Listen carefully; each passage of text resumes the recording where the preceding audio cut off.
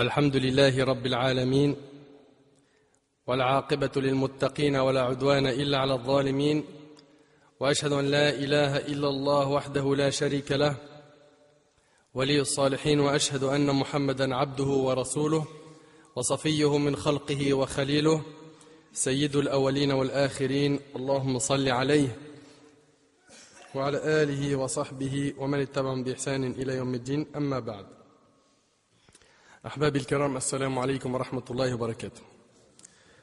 Je remercie Allah Tabaraka wa Ta'ala de m'avoir facilité ce liqa, cette rencontre avec vous.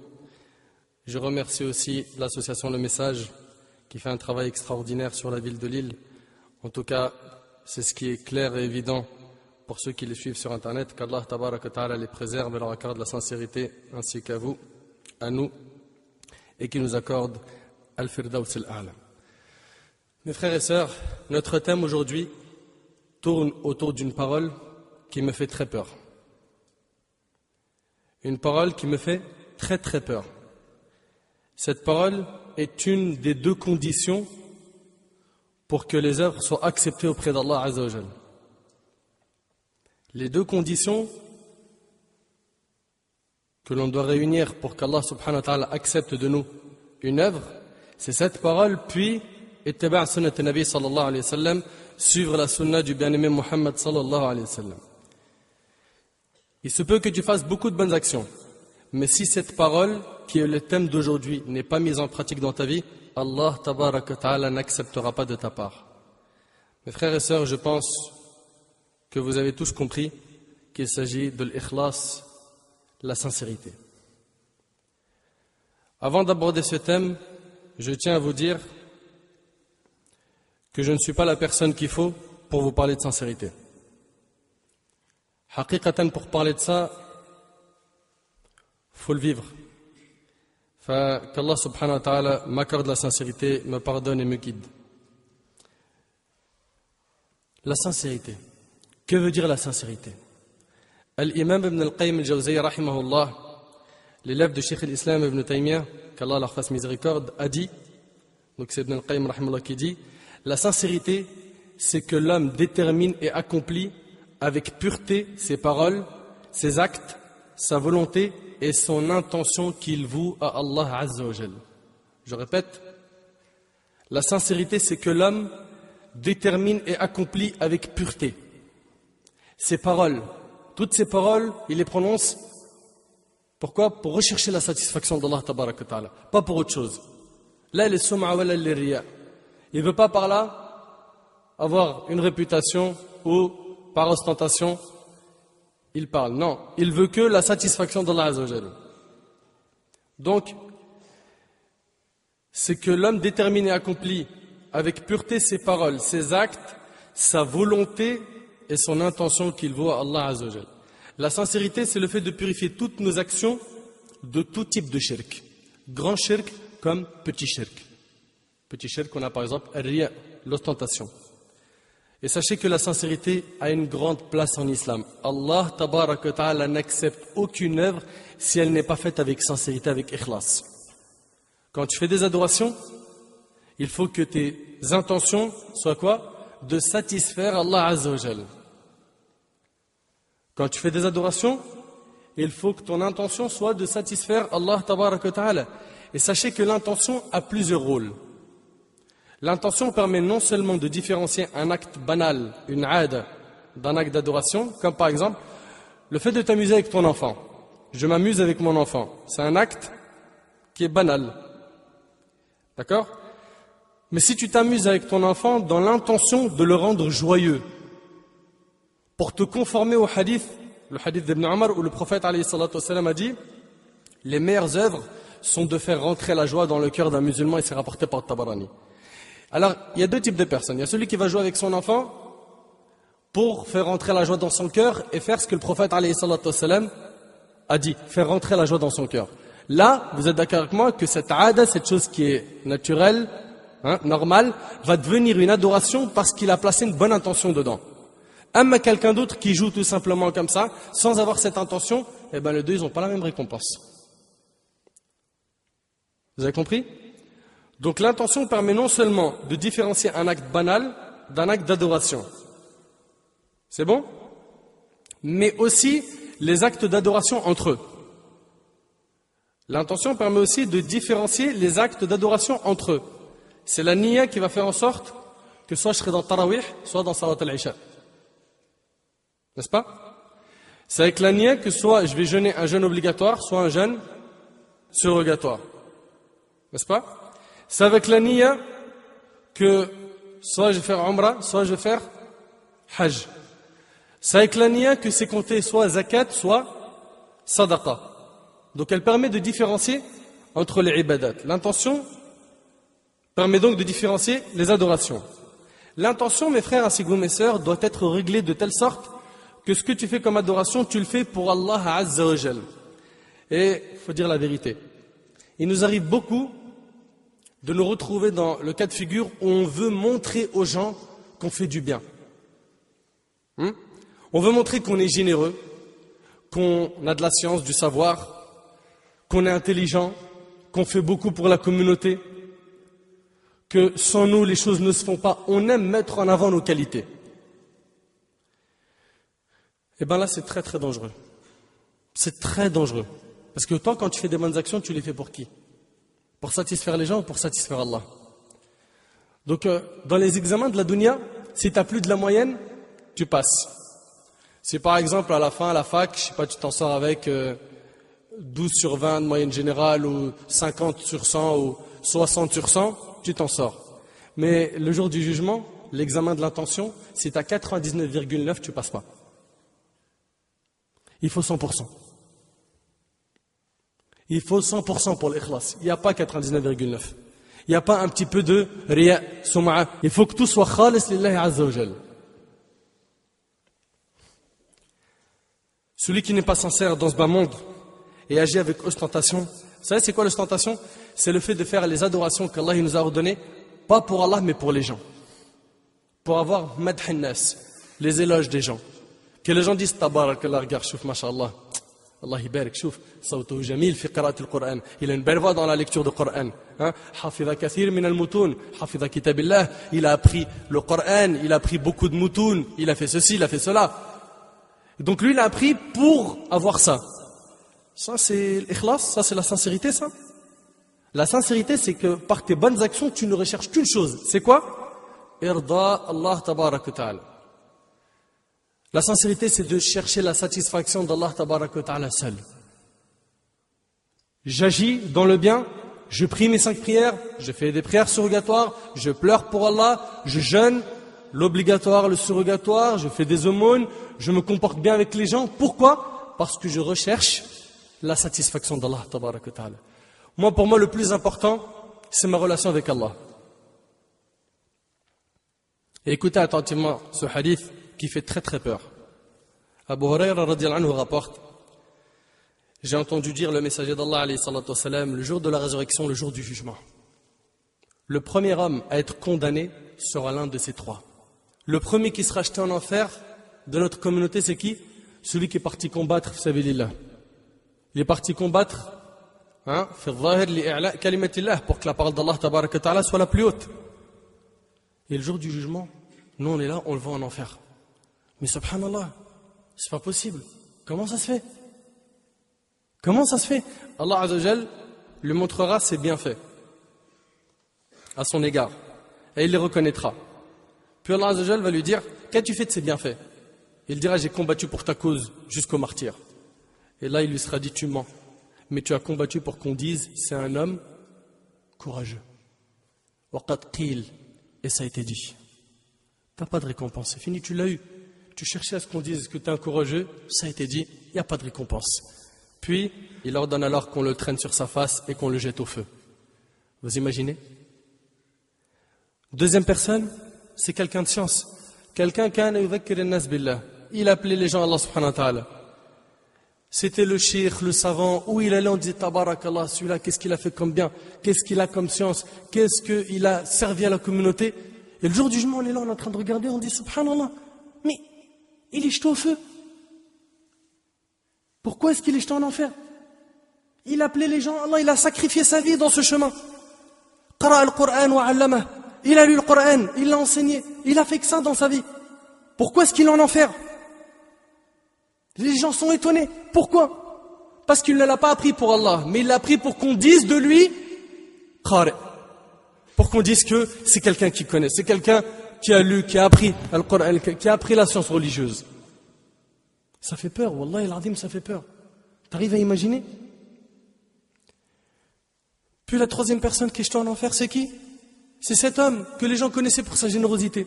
Là où il y avait des projets nobles pour la communauté, il était toujours là, le premier à investir, le premier à donner des grands chèques, à donner Fisabilillah Azza wa Jal pour que ces projets se réalisent. Munfiq, il était là toujours pour donner. Et le jour du jugement, on se dit, mais subhanallah, mais il est en enfer. Comment ça se fait? Parce qu'il y avait un problème dans la fréquence de sa niya, de son intention.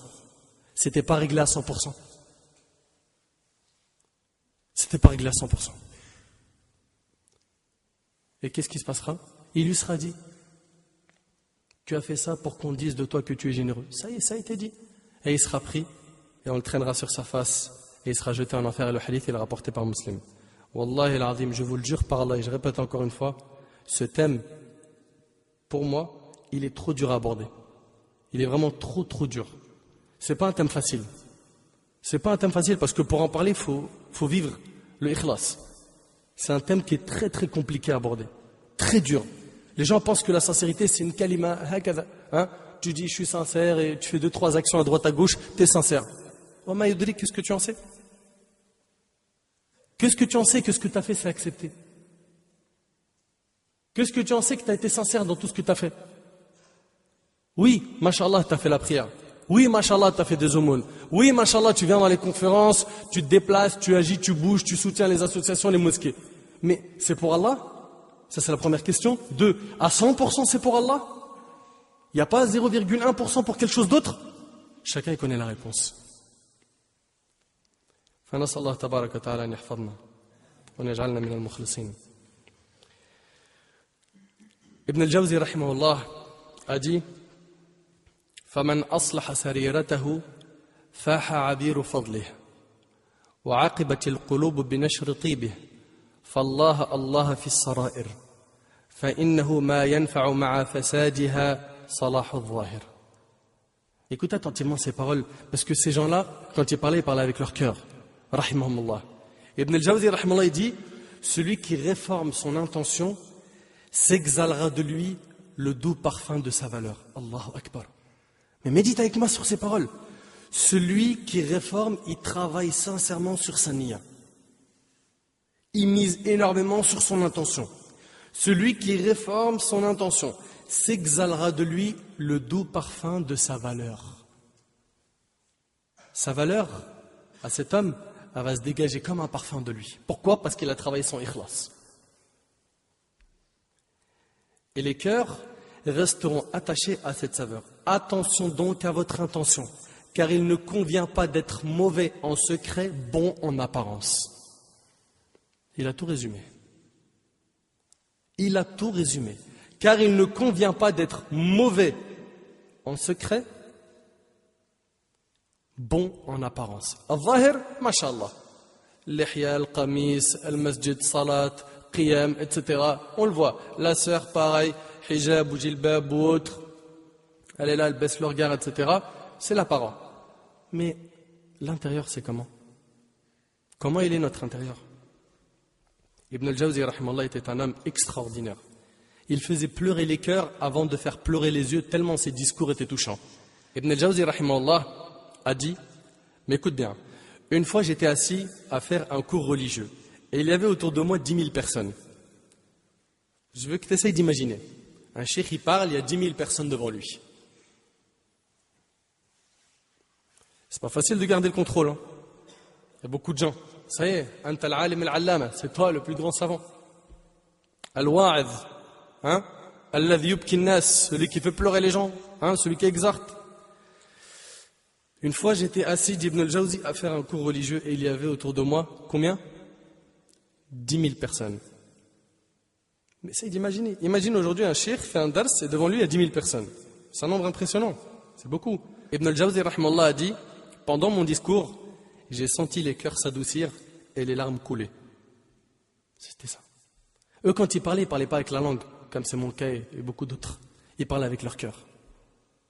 Écoute ce qu'il dit, j'ai senti les cœurs s'adoucir et les larmes couler. Cela veut dire, comme vous avez compris, que son rappel avait de l'effet. Taïb. Toute la mosquée pleurait. À quoi elle ressemblait cette exhortation? Ces paroles étaient très touchantes, rahimallah. Il dit, je me suis mis à dire, quel serait ton état s'ils sont sauvés et que tu périsses? Muhasabat al-nafs. Direct, il fait le bilan avec sa personne. Quel serait ton état s'ils sont sauvés et que tu périsses? Comment ferais-je s'ils obtiennent la victoire et que je péris? Car il se peut que celui à qui on enseigne la science entre au paradis et qu'on finisse nous qui enseignons en enfer, qu'Allah nous en préserve. Mes frères et sœurs, avez-vous oublié que parmi les premiers qui entreront en enfer, il y a les savants qui n'étaient pas sincères? Ibn al-Jawzi rahimallah s'est dit à lui-même, quel serait ton état s'ils sont sauvés et que tu périsses? Suite à cela, il a parlé à Allah Azza wa Jal. Mais qu'est-ce qu'il a dit à Allah? Écoute un petit peu ces paroles. Tu vas voir que, subhanallah, il y a une différence entre nous et nos ancêtres, les peu prédécesseurs, qu'on ne peut pas décrire. Elle est impressionnante. Il a dit à Allah Azza wa Jal, en parlant avec son cœur, pas avec sa langue, Seigneur, Maître, si demain tu m'anéantis par ton châtiment, alors ne les informe pas de mon châtiment. Pourquoi, à votre avis, il a dit ça? Afin de préserver ta noblesse et que l'on ne dise pas qu'une personne qui orientait les gens vers toi a été châtiée.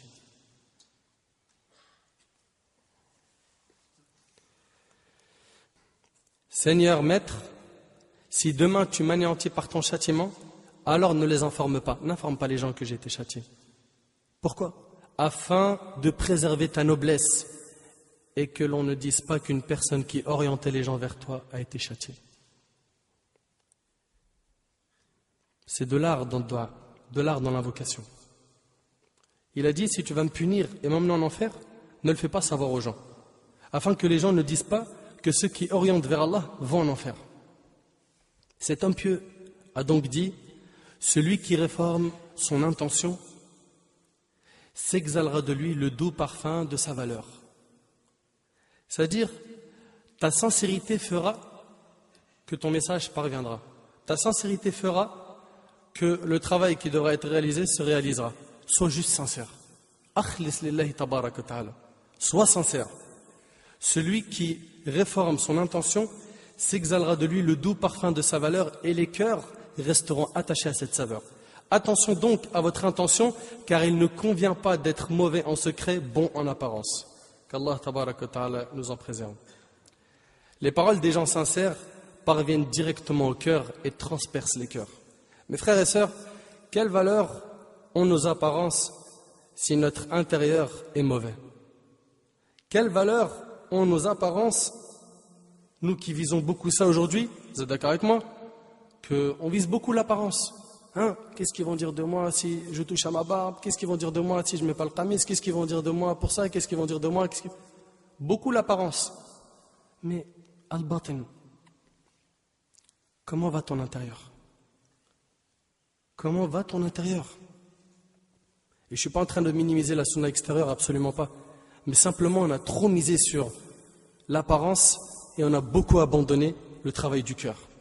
Croyez-moi, il y a un immense travail à faire sur notre intention. Ahbab al-kiram, ce sujet, wallahi wa rabb al-Kaaba, il est très très important.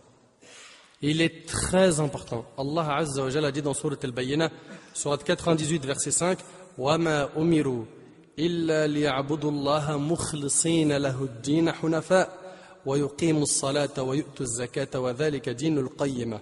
Allah Tabaraka wa Ta'ala a dit, il ne leur a été commandé cependant que d'adorer Allah, lui vouant un culte exclusif. Un culte exclusif. Toutes mes adorations, je les fais que pour Allah. Toutes mes ibadat, c'est pour Allah Azza wa Jal, faqat, d'accomplir la salat et d'acquitter la zakat. Et voilà la religion de droiture. Et Allah Tabaraka wa Ta'ala a dit dans Sourate Al-Kahf, Sourate 18, verset 110, فَمَنْ كَانَ يَرْجُو لِقَاءَ رَبِّهِ فَلْيَعْمَلْ عَمَلًا صَالِحًا وَلَا يُشْرِكْ بِعِبَادَةِ رَبِّهِ أَحَدًا. Quiconque donc espère rencontrer son Seigneur, qu'il fasse de bonnes actions et qu'il n'associe dans son adoration aucun à son Seigneur. N'associe personne à Allah Azza wa Jal. Fais que toutes tes actions soient pour Allah Tabaraka wa Ta'ala. Ni de grands shirk, ni de petits shirk. Éloigne-toi de cela. Et Allah Azza wa Jal a ordonné au prophète sallallahu alayhi wa sallam de dire, comme cela est cité dans Surat Az-Zumar, Surat 39, verset 14, قُلِ اللَّهَ أَعْبُدُ مُخْلِصًا لَهُ دِينِي. Qu'est-ce qu'il a dit? Dis, c'est Allah que j'adore et lui voue exclusivement mon culte. Allah Tabaraka wa Ta'ala a ordonné au prophète alayhi salatu wa sallam de concrétiser la sincérité. Et ce devoir nous concerne tous et toutes. Et vous connaissez par cœur ce hadith, le hadith de Omar ibn Khattab, radiyallahu anhu, qu'on retrouve dans beaucoup de livres de hadith. Dans Riyad al-Salihin, dans l'Arba'in al-Nawawiyya, vous le retrouvez aussi dans Sahih al-Bukhari, vous le retrouvez dans beaucoup de livres. Et beaucoup de savants ont commencé par parler d'abord de sincérité en mentionnant ce hadith. Le hadith, c'est le hadith d'Omar ibn Khattab radiyallahu anhu. Il dit, j'ai entendu le prophète alayhi salatu wa sallam dire, innamal a'mal bin niyat wa innama li kulli imri'in ma nawa. On le connaît par cœur. Les actes ne valent que par les intentions. Et chacun n'a pour lui que ce qu'il a eu réellement l'intention de faire. Pourquoi tu parles? Pourquoi tu gardes le silence? Pourquoi est-ce que tu travailles? Pourquoi tu étudies? Quelle est ton intention? Il faut une niya derrière toute chose. Ta parole peut être très belle, mais si elle est faite par ostentation, c'est fini, c'est pas accepté. Ton œuvre peut être d'apparence, masha'Allah, mais la réalité est que tu fais cela pour avoir une bonne réputation, pour avoir un poste dans tel et tel endroit. Les actes ne valent que par l'intention. Une personne, par exemple, qui jeûne pour maigrir, est-ce qu'elle a jeûné ici pour Allah? Donc, il n'y a pas de récompense. Mais il suffit qu'elle tourne son intention vers quoi? Vers, je fais ça pour satisfaire Allah Tabaraka wa Ta'ala, taqarruban min Allah Azza wa Jal, pour me rapprocher d'Allah Subhanahu wa Ta'ala, ça y est, ça devient une ibada. Donc c'est pour ça qu'il faut faire toujours attention à ton intention dans toutes les choses. Et même les choses qui sont banales, normales, fais rentrer une bonne intention afin de les transformer en adoration à chaque fois. Je vais manger, je vais boire. Je le fais pour avoir plus de force pour adorer Allah. Je prépare cette intention. Et là, ça y est, j'ai transformé cette chose qui était une habitude en adoration. Je vais dormir pour avoir plus de force pour me réveiller pour le subh. Ça y est, j'ai mis une niya, une bonne intention, ça donne que tout ce sommeil c'est une adoration, etc., etc., etc. Donc, an-niyya salihah tuhawwil al-'ada ila ibada. La bonne intention transforme les habitudes, les choses qu'on fait de manière habituelle, en quoi? En adoration. Ce hadith-là, donc, il nous dit les actes ne valent que par les intentions. Et chacun n'a pour lui que ce qu'il a eu réellement l'intention de faire. Celui qui s'est exilé par amour pour Allah et de son messager, son exilé pour Allah et son messager. Celui qui s'est exilé pour parvenir à des biens de ce bas monde ou pour épouser une femme, son exilé pour la raison qui l'y a poussé, c'est rapporté par Bukhari et Muslim. Ce hadith-là est une base fondamentale pour ce qui est des actes du cœur. Les intentions font en effet partie des actes du cœur, n'est-ce pas? Les savants ont dit que ce hadith concerne la moitié des adorations. Car il est la balance des actes intérieurs, al-a'mal al-batina. Quant aux actes extérieurs, ceux-là sont basés sur le hadith de Aïcha radiyallahu anha, où le prophète sallallahu alayhi wa sallam a dit, celui qui invente dans notre affaire-ci ce qui n'en fait pas partie, son invention est à rejeter, rapporté par Bukhari Muslim. Et dans une autre version, celui qui fait un acte qui n'obéit pas à notre affaire verra son acte rejeté, rapporté par Bukhari Muslim. Donc on a un hadith qui parle de niyya et un autre qui parle de l'a'mal al-zahira. Notre religion est basée donc sur ces deux fondements. Sache mon frère ainsi que toi ma sœur qu'avec la bonne intention, tu es récompensé même si tu te trompes dans l'œuvre que tu as accomplie. Écoutez avec moi une preuve qui clarifiera cela bien comme il faut. Cette preuve elle est rapportée par l'imam al-Bukhari Muslim. D'après Abu Hurayra radiyallahu anhu, le prophète alayhi salatu wassalam a dit, un homme a dit un jour, je vais faire une aumône cette nuit-là. Il a dit cette nuit, je vais faire une aumône. Il sortait avec son aumône et l'a mis dans la main d'un voleur. Mais il ne savait pas que c'était un voleur. Le lendemain, les gens se mirent à parler en disant, on a fait l'aumône à un voleur. Il dit alors, oh Allah, à toi les louanges, alhamdulillah ya Allah, je ferai une autre aumône. Il sortit avec son aumône et l'a mis dans la main d'une prostituée, Zaniya. Le lendemain, les gens se mirent à parler en disant, on a fait l'aumône à une prostituée. Il dit alors, oh Allah, à toi les louanges, dans toutes les circonstances, même s'il s'agit d'une femme adultère. Je ferai une autre aumône. Il sortit avec son aumône et l'a mis dans la main d'un riche. Le lendemain, les gens se mirent à parler en disant, on a fait l'aumône à un riche. Il dit alors, oh Allah, à toi les louanges, dans toutes les circonstances, même s'il s'agit d'un voleur, d'une femme adultère et d'un riche. Taïeb. Un ange vint à lui dans un rêve et lui a dit, il y a un ange qui est venu le voir dans son rêve et lui a dit, en ce qui concerne ton aumône faite au voleur, peut-être que cela le poussera à s'abstenir de voler. En ce qui concerne la prostituée, peut-être que cela la poussera à mettre fin à la prostitution. Et en ce qui concerne le riche, peut-être qu'il en tirera une leçon et qu'il dépensera une partie de ce qu'Allah lui a donné, c'est rapporté par Bukhari et Muslim. Cheikh Al-Uthaymin, rahimallah, en expliquant ce hadith, il dit, ce hadith d'Abu Huraira montre que lorsque l'homme émet l'intention de faire le bien et qu'il œuvre en ce sens, puis se trompe, ce bien lui sera prescrit et ne lui causera aucun préjudice. Il rajoute dans l'explication, il dit, c'est comme si quelqu'un il donnait la zakat à quelqu'un qu'il pensait que c'était un pauvre et à la fin il s'aperçoit que ce n'était pas un pauvre. Il n'y a aucun problème. Elle lui sera comptée. Elle lui sera comptée. Mes frères et sœurs, maintenant une grande question. Quels sont les signes de la sincérité? Ma hiya alamatul ikhlas? Quels sont les signes de la sincérité? Il est possible que de nombreuses personnes parmi vous se disent, ce sujet, il est simple. Frère, pourquoi tu parles de ça pendant une heure? C'est très facile. On a vu que non seulement il n'était pas facile, on a vu aussi que c'est 100%, c'est pas 99,9%. On a vu aussi que les 3 premiers qui seront jetés en enfer, c'est un mujahid, quelqu'un qui a combattu dans le sentier d'Allah, quelqu'un qui avait le savoir et quelqu'un qui donnait fisabilillah. Et donc ce sujet-là, il a bien réglé pour qu'on puisse récolter le succès, fi dunya wal akhirah. Alors, il faut savoir que certains savants ont dit Man shahida fi nafsihi al-ikhlas fa inna ikhlasahu yahtaju ila ikhlas. Ça veut dire quoi? Celui qui ressent en lui de la sincérité, c'est que sa sincérité a besoin de sincérité. Celui qui ressent en lui de la sincérité, c'est que sa sincérité a besoin de sincérité. Ce qu'ils veulent dire par là, c'est quoi exactement? Qu'on ne pourra jamais être sincère, c'est pas ce qu'ils veulent dire. C'est que celui qui est satisfait de sa propre personne, qu'il est touché par l'ujb, la fatuité,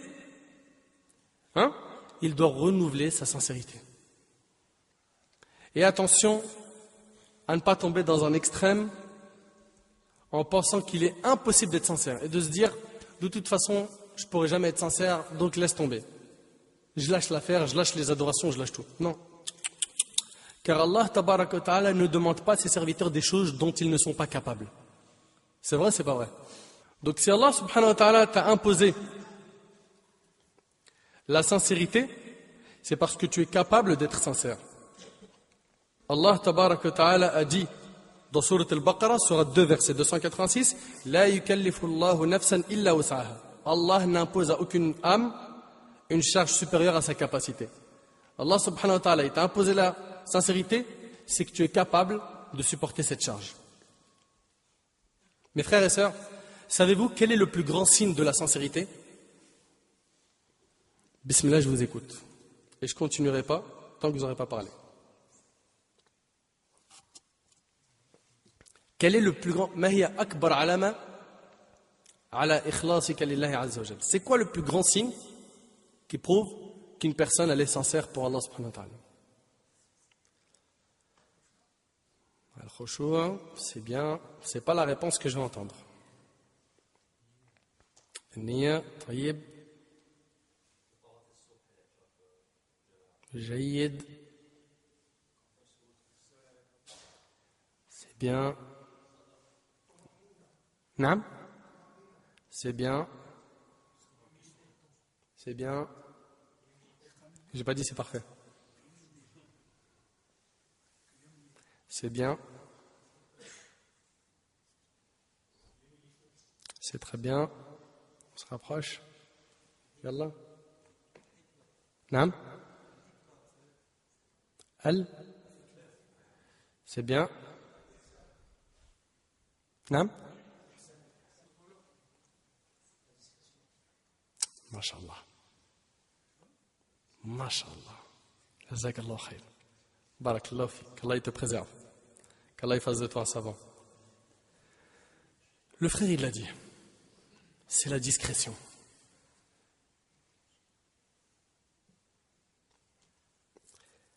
An tukhfi al-a'mal as-salihah. Que tu caches les bonnes actions. Donc, le plus grand signe de sincérité, c'est le fait de cacher ses bonnes actions.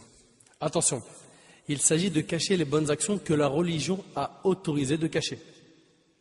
Salat al-jama'a, t'es venu, tu vas pas dire, bon, comme il faut cacher les bonnes actions, je fais plus salat al-jama'a, parce que si je viens, ils vont me voir. Non, là on veut te voir. D'accord? C'est pour ça que j'ai bien précisé, le fait de cacher ses bonnes actions, attention, il s'agit de cacher les bonnes actions que la religion a autorisé de cacher. Tamam? Il y a des adorations que la religion a autorisé de cacher, comme Qiyamul Layl, les prières nocturnes. Tamam? Le fait de pleurer pour Allah Azza wa Jal quand on est seul, à l'abri du regard des gens. Les prolongations de tes prosternations quand tu pries chez toi seul. Hein? Tatouille le soujoud. Cache ça. La multiplication des du'a pendant de longs moments. Hein? Sadaqatus sirr, les aumônes secrètes. Fais tout pour cacher tes bonnes actions et sache que cela est un signe de sincérité. Wadih? Hélas, malheureusement, il arrive que certains d'entre nous fassent des bonnes actions et qu'après cela, le diable les piège, puis il les incite à le dire aux gens. C'est-à-dire que par exemple, il était dans la mosquée et à la sortie, il y avait quelqu'un de pauvre qui faisait un appel au don et il lui a donné par exemple 10 €. Et personne ne l'a vu dans la mosquée. C'est-à-dire que c'était l'un des derniers à sortir et il l'a donné et il n'y avait que lui et cet homme. Et donc, qu'est-ce qu'il va faire? Là, il a été discret, alhamdoulilah, c'est très bien. Il va rentrer chez lui, sa femme lui dit tu peux nous acheter des baguettes? Non, dommage, les 10 €, je les ai donnés à un pauvre à la mosquée. Pourquoi? Pourquoi? Tu es obligé de dire que tu as fait l'aumône. Dis-lui autre chose. On t'a ni demandé de mentir, ni de dire toute la vérité. Hein? Tu n'es pas obligé de le dire. Dis par exemple, Afwan, j'ai plus d'argent, j'ai une dépense et j'ai plus rien. Stop. Mais nous, on aime trop. BFM, faut qu'il parle de nous. RTL, France Info, hein, Radio Orient, toutes les radios, tout. Dès qu'on fait une sadaqa, on veut que tout le monde nous prenne en photo et que ça tourne sur Facebook et Twitter. Allez, mon frère, pourquoi? Sois discret un petit peu. Pourquoi est-ce que tu as du mal à faire des bonnes actions et ne pas le dire aux gens? Ne le dis pas, Yahri. Comme ça, tu garantis qu'il y a des actions que tu as faites réellement, mais sincèrement pour Allah subhanahu wa ta'ala. Donc le fait de les cacher, ça te garantit que c'était une relation entre toi et Allah subhanahu wa ta'ala seul. Il n'y a personne qui est au courant.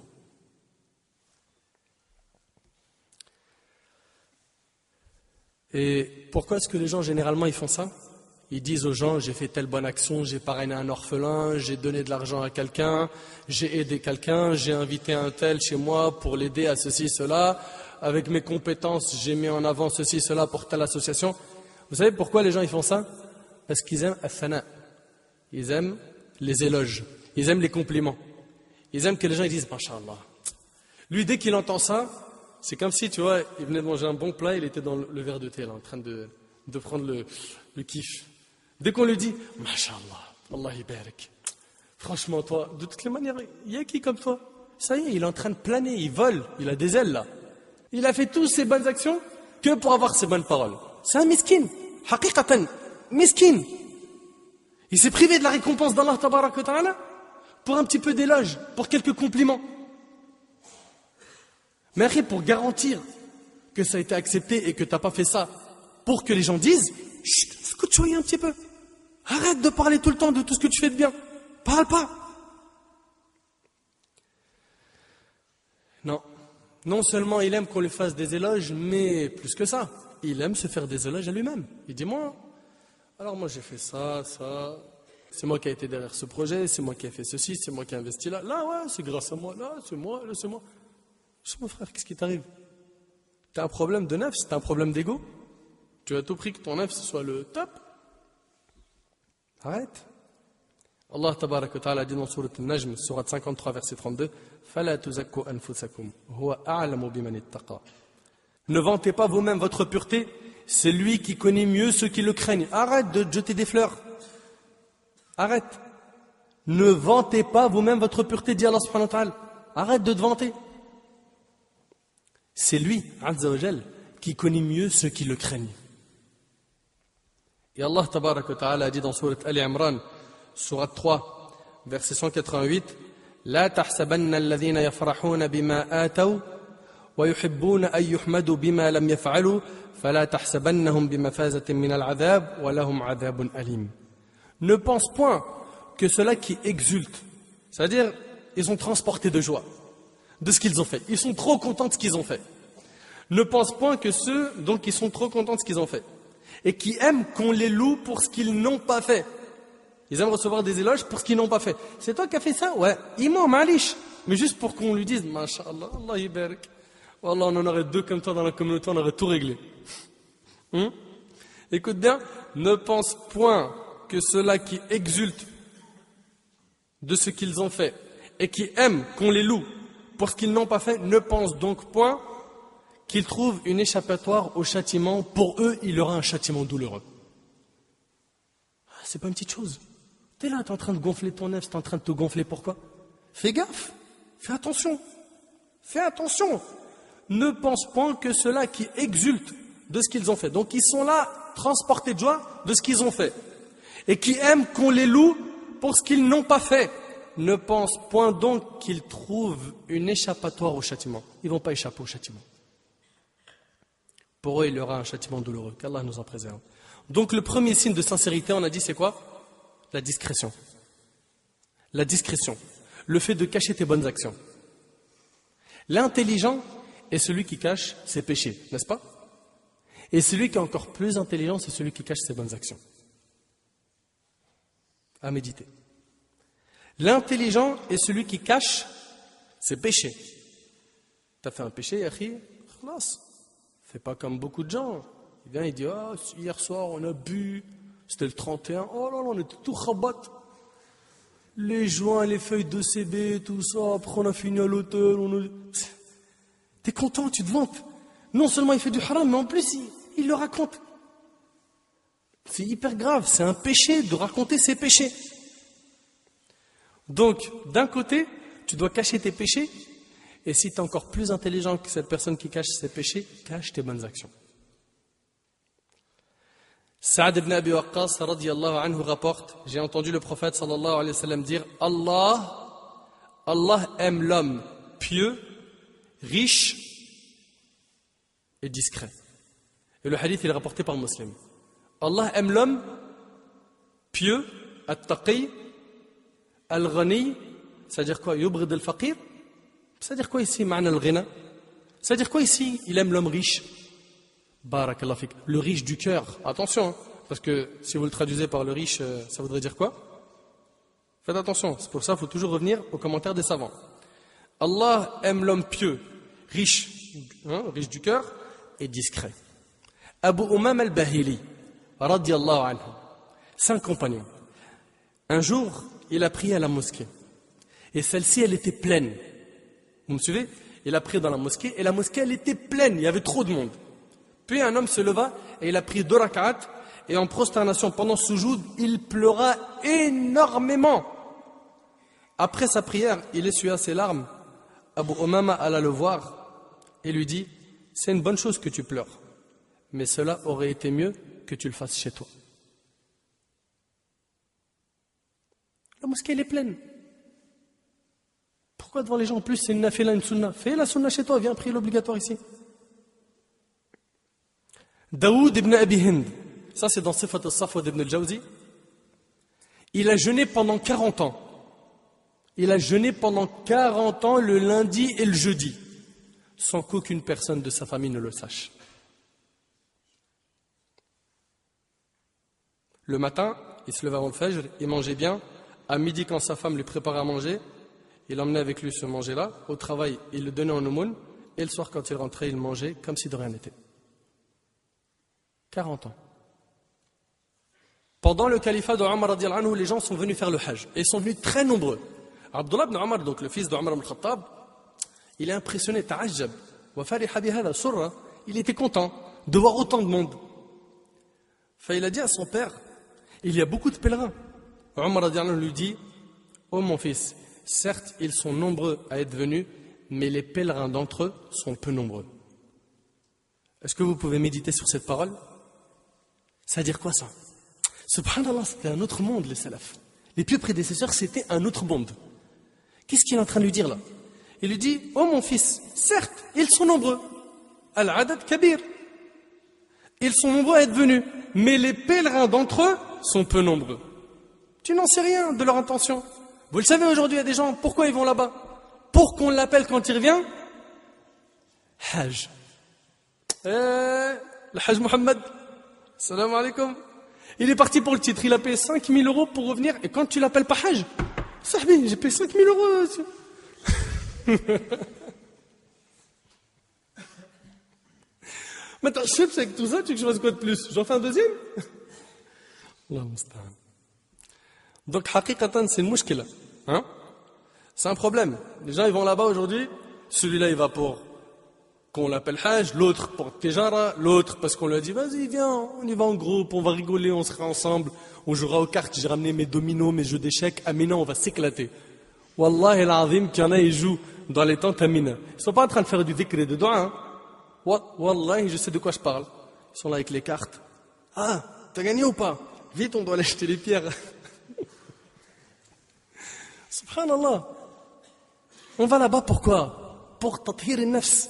On va là-bas pour se purifier, pour se laver, pour revenir, comme a dit le prophète sallam, plus pur que le jour où notre mère nous a mis au monde. Sa'd ibn Abi Waqqas radiyallahu anhu a donc rapporté que le prophète alayhi salatu wassalam a dit, Allah aime l'homme pieux, riche et discret. Ressortez au moins avec ce hadith. Allah Azza wa Jalla, il aime l'homme pieux, riche du cœur, discret. Le discret est celui qui ne cherche pas à se mettre en avant, ni à montrer ses bonnes actions. Une personne pourrait dire, moi j'ai peur d'être mise en avant et je n'aime pas la célébrité. Et cela est un signe de la sincérité de la personne. Écoutez bien, hein. La personne qui n'aime pas se mettre en avant et qui a peur et qui fuit la célébrité, ça c'est un signe de sincérité. Le fait que cette personne a peur de la célébrité, c'est un très bon signe. Eh bien, si tel est le cas, sachez que la personne peut devenir célèbre, c'est-à-dire elle fuit ça. Allah subhanahu wa ta'ala, il peut faire qu'elle soit célèbre malgré elle et être mise en avant. Mais tant que ce n'est pas ce qu'elle recherche, elle est donc préservée ici de l'ostentation, elle n'est pas dans le bain de l'ostentation. Mes frères et sœurs, méditez avec moi sur cette parole en or qu'a dit Al-Fudayl ibn Iyad, rahimahullah, un de nos grands savants. Et ici, cette parole-là, Wallahi wa Rabbil Kaaba, en préparant la conférence, moi ça a été une flèche qui m'a transpercé le cœur. C'est une parole, elle est très, très, très, très forte pour celui qui la médite. Liman yatadabbarha. Faqat nurid minkum at-tadabbur. On veut juste que vous méditez cette parole. Il a dit Man ahabba an yudhkar lam yudhkar. Man ahabba an yudhkar lam yudhkar. Wa man kariha an yudhkar dhukir.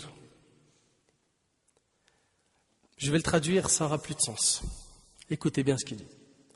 Il dit, quiconque veut que l'on parle de lui, on ne parlera pas de lui.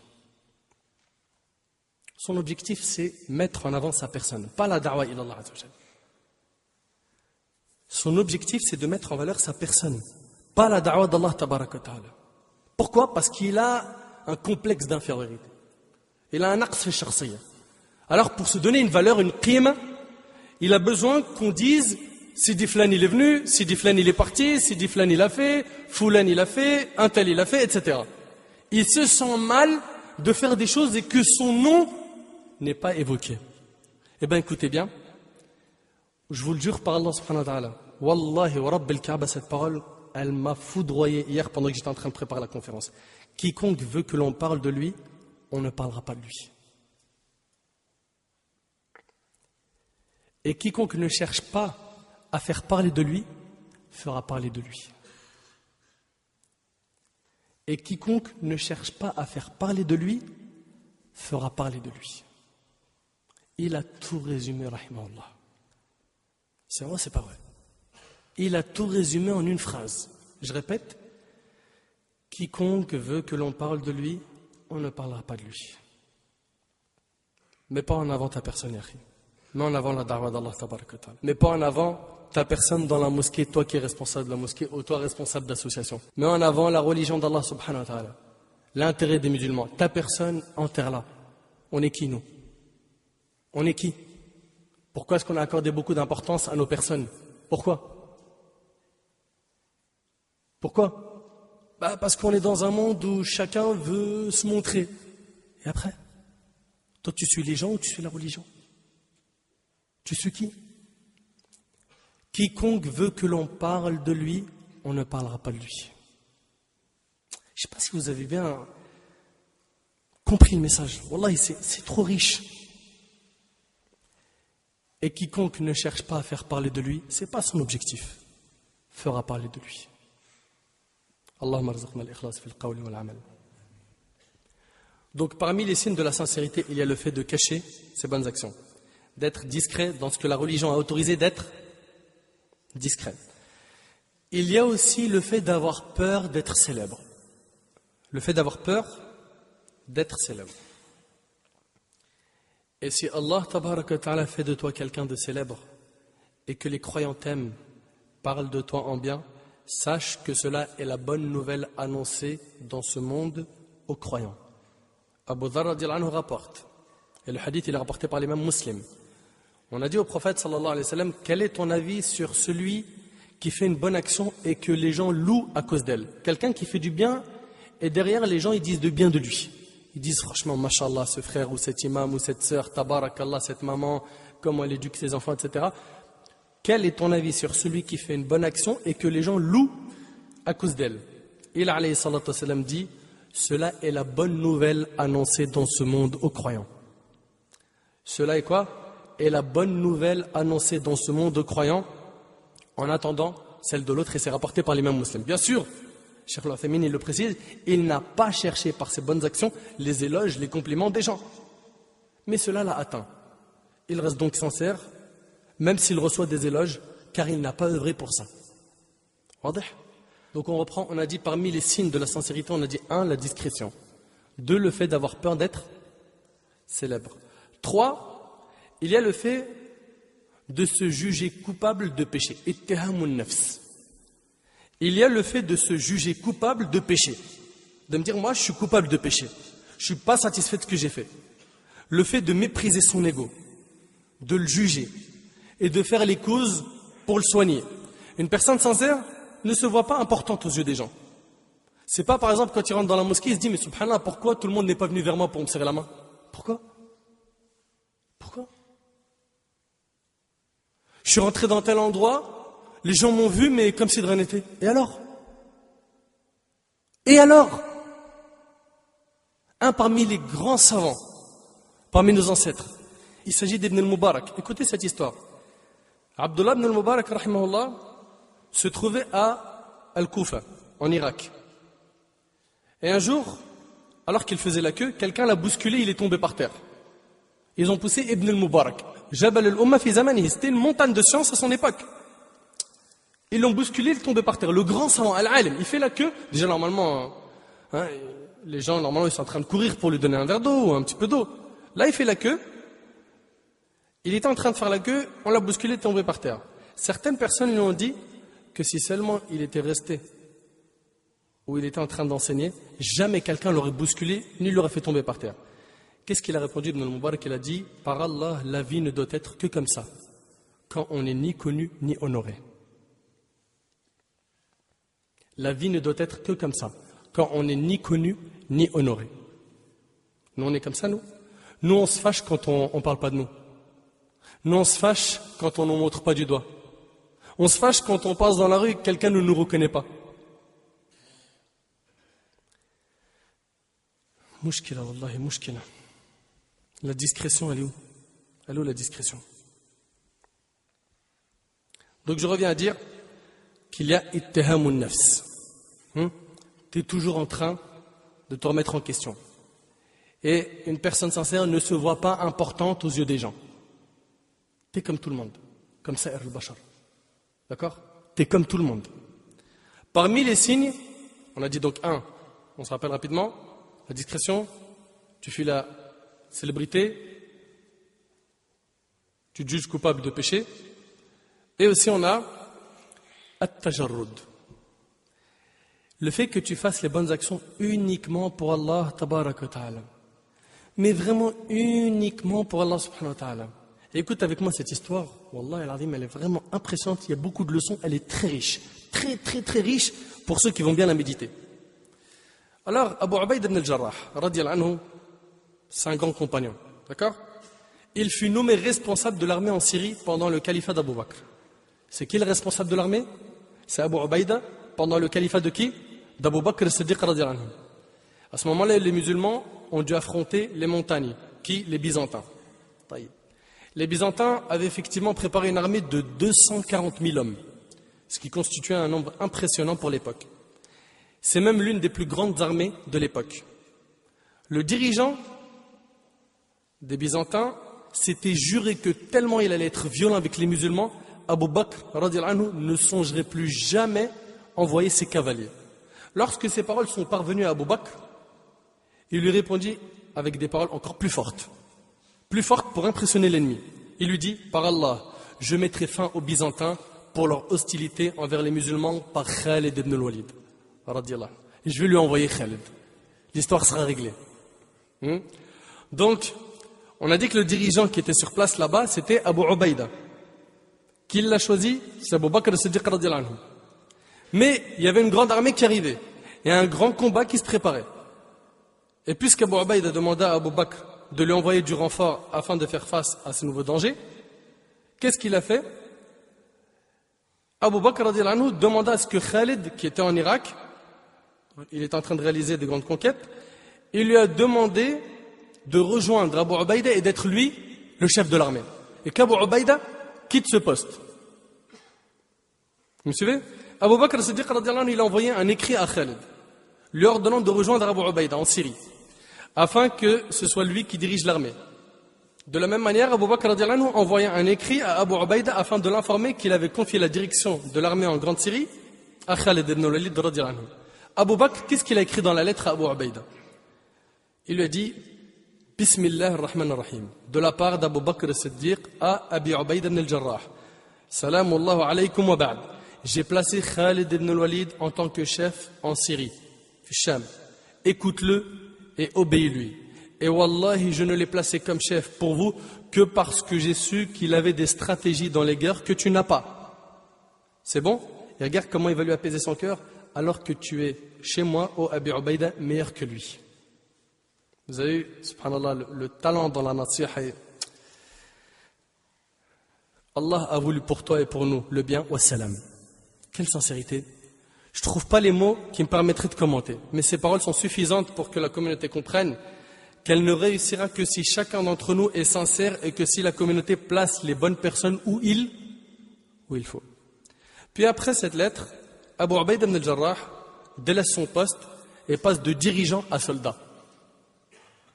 De dirigeant à soldat. C'est comme si aujourd'hui, tu recevais un courrier du responsable de la mosquée ou de l'association dans laquelle tu travailles, il te dit, toi, tu es le vice-président, tu passes aujourd'hui à bénévole. Toi, tu es secrétaire, tu passes aujourd'hui à nettoyer les toilettes. Au final, tout ça, c'est des tâches qu'on fait pour Al-Ummah, c'est pour Din, c'est pour Khidmat al-Masjid, c'est pour rendre service à la mosquée. Comment est-ce que tu serais à ce moment-là? Est-ce que tu vas rester attaché au titre, bloqué sur le titre, ou peu importe là où tu te trouves, tant que tu sers la religion, c'est bon? Et c'est là que tu vois directement nos cœurs comme ils sont. C'est vrai, c'est pas vrai? Mais attends, l'histoire, elle n'est pas finie, elle est incroyable. Après cette lettre, Abu Ubayd ibn al-Jarrah délaisse son poste et passe de dirigeant à soldat, un soldat obéissant. Alors que la veille, c'est à lui qu'on obéissait. Aussi simplement que ça, il n'a pas cherché à faire un coup d'État ou à se retourner contre Abu Bakr? Non, absolument pas. Absolument pas. Vous savez pourquoi? Parce que ces hommes-là ne cherchaient pas la célébrité. Ils ne cherchaient pas le shohra. Ils n'avaient pas pour but d'être mis en avant. Ils ne voulaient pas de ces postes éphémères. Quant à Khalid ibn al-Walid, il envoya lui aussi un écrit à Abu Ubaïda en lui disant. Donc Khalid, il envoie une lettre à Abu Ubaïda. Il lui a dit quoi? De Khalid ibn al-Walid à son frère l'honnête, Abu Ubaïda ibn al-Jarrah, salamullah alayk wa ba'd. J'ai reçu un ordre de la part du calife du messager d'Allah, où il m'ordonne de me rendre en Syrie afin d'être son gouverneur et d'y gérer les gens. Et wallahi, ô Abu Ubaïda, je n'ai pas demandé cela. Et je n'en voulais pas. Et par rapport au rang que tu as, nous ne pouvons pas prendre de décision sans te consulter. Tu es notre chef et le chef des musulmans. Allah a voulu pour nous et pour toi le bien. Wassalam. Qu'est-ce que tu en penses? On est proche de ça dans nos comportements? On est un petit peu loin ou même trop loin. Encore une fois, les mots ne permettent pas d'exprimer la grandeur de ces paroles. Puis après la mort d'Abu Bakr, Omar radiallahu anhu, en tant que calife, décide de retirer Khalid de son poste et de retourner les commandes à qui? Abu Ubaïda. C'est impressionnant, wallahi. Puis après la mort d'Abu Bakr Siddiq radiallahu anhu, Omar, en tant que calife, décide de retirer Khalid de son poste et de redonner les commandes à Abu Ubaïda. Et Khalid n'y éprouva aucune gêne. De commandant, il passe à soldat, il n'y a pas de problème. L'essentiel, c'est que je sois fi khidmat hadha ad-din. C'est que je sois au service de la religion. Devant, je suis devant. Derrière, je suis derrière. Tant que je suis là. Il n'y a pas de problème d'ego. Il n'y a pas de problème de nafs. Donc, le fait que tu fasses les bonnes actions, on a dit quoi? Pour Allah subhanahu wa ta'ala, seul. Seul. Et parmi les signes de sincérité, il y a la patience face aux épreuves. As-sabr 'inda al-bala. Les gens sincères n'abandonnent pas leur religion pour une épreuve ou plus. Allah tabarak wa ta'ala dit dans sourate Al-Ankabut, sourate 29, versets 1 et 2, Alif lam mim, ahasiba an-nasu ay yutraku ay yaqulu amanna wa hum la yuftanun, wa laqad fatanna alladhina min qablihim, fala ya'lamanna Allahu alladhina sadaqu wa la ya'lamanna al-kadhibin. Alif lam mim, est-ce que les gens pensent qu'on les laissera dire nos croyances sans les éprouver? À partir du moment où tu as dit je crois, tu seras éprouvé. Certes, nous avons éprouvé ceux qui ont vécu avant eux. Allah connaît ceux qui disent la vérité et ceux qui mentent. Sachez que les épreuves sont une purification de péché pour les croyants. Elles permettent aussi de filtrer nos rangs. Tasfiyat as-sufuf. Les épreuves ne secouent pas les vrais croyants. Maintenant, ma hiya thamarat al-ikhlas. Quels sont les fruits de la sincérité dans ce bas monde et dans l'autre? 1. On a qu'Allah Azza wa Jal accepte tes œuvres. Avec la sincérité, les œuvres sont acceptées. Sans elles, les œuvres ne sont pas acceptées. 2. Qu'Allah accorde à la personne sincère la récompense de la bonne action, même si elle ne la fait pas. Même si elle ne la fait pas.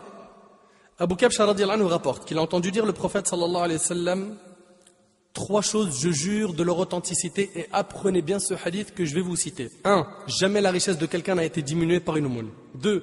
Chaque fois que quelqu'un subit une injustice et la supporte avec patience, Allah ne fait qu'augmenter sa considération. 3. Chaque fois que quelqu'un choisit la porte de la mendicité, mendier, Allah lui ouvre la porte de l'indigence. Je vous cite maintenant un autre hadith, apprenez-le. Les biens de ce bas monde appartiennent à l'un de ces 4 individus. La dunya, elle est pour 4 individus. Le premier, quelqu'un à qui Allah il lui a donné la fortune, l'argent, et l'iman, la religion, l'ilm. Celui-là, il a la religion et il a l'argent. Donc il craint Allah dans la façon de le dépenser, il en donne à ses proches et il sait qu'Allah a une part dans cette fortune. Celui-là, dit Nabi alayhi salatu wasalam, cet homme occupe la position la plus enviable. C'est le numéro 1. Le deuxième, quelqu'un à qui Allah a donné la science, mais il n'a pas l'argent. Celui-là, il dit, si seulement j'avais de l'argent, j'aurais fait comme le premier. Et bien, qu'est-ce qu'il dit le prophète alayhi salatu wasalam? Il est alors jugé sur son intention, lui et le précédent sont égaux dans le salaire.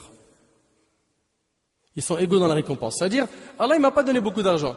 Mais je vois, moi, des musulmans qui sont riches et qui font beaucoup de bonnes actions. Je me dis, si j'avais pu avoir un petit peu d'argent, j'aurais fait comme lui. Et bien, de par mon intention, j'ai la même récompense. Troisième type de personne. Quelqu'un qui, Allah, a donné beaucoup d'argent, mais il n'a pas donné la science. Il n'a pas la religion. Pas d'iman, pas de nour dans le qalb, rien. Celui-là, il a beaucoup d'argent et il n'a pas de din, il n'a pas de religion. À ton avis, il va faire quoi? Boîte de nuit, fornication, ceci, cela, machin, hein, fumer, se droguer, faire des trucs haram. Ça y est, il a l'argent, il n'a pas de religion. Le prophète alayhi salam dit, celui-là occupe la position la plus mauvaise. Celui-là, il occupe la position la plus mauvaise, a dit Nabi alayhi salam. Pourquoi? Parce qu'il a beaucoup d'argent, mais il n'a pas la religion. Quatrièmement, c'est quelqu'un à qui Allah n'a donné ni argent, ni la religion. Et qui se dit, si seulement j'avais un peu d'argent, j'aurais fait comme... Celui-là, il va en soirée, il loue des voitures, il sort avec des filles tous les jours, il va dans les meilleurs restos, il fait ci, il fait ça. Eh bien, Nabi alayhi salatu wasalam, il dit, il est alors jugé sur son intention et son salaire est le même que celui du précédent et c'est rapporté par Tirmidhi. Tu fais partie de quelle catégorie? Le 1, Masha'Allah, c'est bien. Le 2, c'est très bien. 3, 4, tu fais partie de quelle catégorie? Et selon Ibn Abbas, radiyallahu anhuma, le prophète alayhi salatu wasalam a dit, parmi ce qu'il a transmis comme venant de son Seigneur, Allah a déterminé les bonnes actions et les péchés. Puis, il a fait une distinction en cette matière. Lorsque quelqu'un se propose d'accomplir une bonne action et ne la fait pas, il la lui inscrit comme s'il l'avait accomplie. Et s'il l'accomplit, il met à son actif 10 bonnes actions jusqu'à même 700 et encore bien davantage. Mais s'il se propose d'accomplir un péché et ne l'accomplit pas, attention, il ne l'accomplit pas par crainte d'Allah. Allah le lui inscrit comme une bonne action, accomplie. Et s'il accomplit ce péché, Allah ne lui inscrit que comme un seul. Donc on a dit premièrement, parmi les fruits de l'ikhlas, on a un, qu'Allah il accepte les œuvres, parce que sans l'ikhlas, Allah il accepte pas. 2, que la récompense de la bonne action, elle t'a accordée même si tu ne le fais pas, parce que tu avais l'intention de le faire. 3, il y a le fait qu'Allah Azza wa Jal écarte la turpitude et le mal des croyants sincères. Allah tabaraka wa ta'ala, quand il a parlé du prophète Yusuf alayhi salam, il a dit dans Sourate Yusuf, Sourate 12, verset 24, كَذَلِكَ لِنَصْرِفَ عَنْهُ السُّوءَ وَالْفَحْشَاءَ إِنَّهُ مِنْ عِبَادِنَا الْمُخْلَصِينَ. Ainsi, nous avons agi pour écarter de lui le mal et la turpitude. Il était certes un de nos serviteurs, quoi, al-mukhlasin, un élu, un sincère. Quatrièmement, parmi les fruits de la sincérité, il y a le fait qu'Allah transforme par la bonne intention les actes qui sont purement mondains et qui ne suscitent aucune récompense en adoration. Al-ada se transforme en ibada, comme on l'a dit. Quelqu'un, par exemple, qui va manger, boire, dormir, jouer avec son enfant, visiter la famille, discuter avec sa femme, même avoir des rapports avec sa femme, des rapports intimes avec sa femme, il peut en avoir la récompense. Dans le hadith d'Abi Dharr, le prophète alayhi sallam, il en parle. Wa fi budha ahadikum sadaqa. Même dans les rapports intimes, il y a une aumône, il gagne des bonnes actions. Mais bien sûr, il faut que yanoui. Il place l'intention de se préserver du haram, etc. Et Sa'd ibn Abi Waqqas radiyallahu anhu nous rapporte que le prophète sallallahu alayhi wa sallam a dit, toute dépense que tu fais en recherchant la face d'Allah t'apportera une récompense, même la bouchée de nourriture que tu mets dans la bouche de ton épouse. Et c'est rapporté par Bukhari Muslim. An-Nawawi rahimahullah a dit, cela signifie que l'acte autorisé mubah devient obéissance et récompense lorsqu'on aura désiré la face d'Allah Azza wa Jal. Cinquièmement, parmi les fruits de la sincérité, il y a le fait qu'Allah accorde aux croyants sincères al-fahm, al-fiqh, al-ilm, al-hikmah, la compréhension de la religion, la science et la sagesse. Il faut la sincérité pour avoir ces choses-là. Tu veux le fiqh, comprendre la religion? Tu veux l'ilm, la science? Tu veux être sage dans tes conseils, dans tes propos?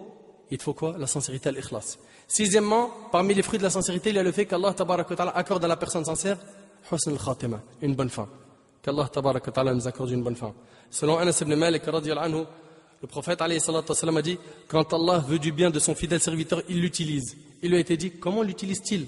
Il alayhi salatu wassalam dit, il l'assiste à accomplir de bonnes œuvres avant sa mort, rapporté par l'imam Ahmad et At-Tirmidhi. Septièmement, et ça c'est pour finir, le plus grand fruit de la sincérité est l'entrée du paradis. L'entrée du paradis. Le fait d'entrer au paradis. Mes frères ainsi que mes sœurs, comment concrétiser la sincérité? Il s'agit ici de ma dernière question. Alors il faudra faire ces 4 choses suivantes. La première chose, c'est invoquer Allah tabaraka wa ta'ala en lui demandant de nous accorder al-ikhlas, la sincérité. Deuxièmement, apprends à connaître les noms et les attributs d'Allah tabaraka wa ta'ala. Apprends à connaître Allah azza wa jal. Ça te rapprochera de lui. Et ça t'éloignera des péchés. Troisièmement, fréquente des gens pieux, qu'ils soient vivants ou morts. Les vivants, vous avez tous compris. N'est-ce pas? Les morts, c'est qui? C'est les biographies des savants. Kutub al-Tarajim, Hayat al-Sahaba, Hayat al-Tabi'in. Lisez ces livres, ouvrez-les. Pour ce qui est des gens vivants, fréquentez des gens pieux.